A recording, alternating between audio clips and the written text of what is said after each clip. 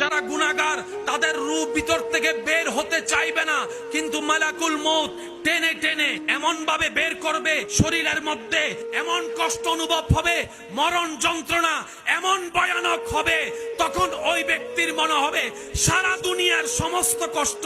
তার সামনে কিছুই না, মরণের কষ্ট এত মারাত্মক হবে। প্রক্ষান্তরে যারা মুমিন বান্দা হবে, যারা রবের প্রিয় বান্দা হবে, যারা আমলদার বান্দা হবে, যাদের চোখ পরিষ্কার, যাদের মন পরিষ্কার, যাদের নিয়ত পরিষ্কার, যাদের ঈমান থাকবে মজবুত, আমলে থাকবে একদম পাক্কা, যাদের থাকবে রবের উপর বিশ্বাস, যাদের অন্তর থাকবে নবী রহমাতুল লিল আলামিনের আদব এবং প্রেমে ভরপুর, এক কথায় যাদের জীবনটাই রবের কাছে পছন্দ হয়ে যাবে, তাদের কাছে যখন মালাকুল মউত আসবে, তারা যখন পর্দা উঠে যাবে রবের হুকুমে, তারা যখন মৃত্যুর ফেরেশতাকে দেখবে, মৃত্যুর ফেরেশতার চেহারা সৌন্দর্য দেখেই ওই মৃত্যু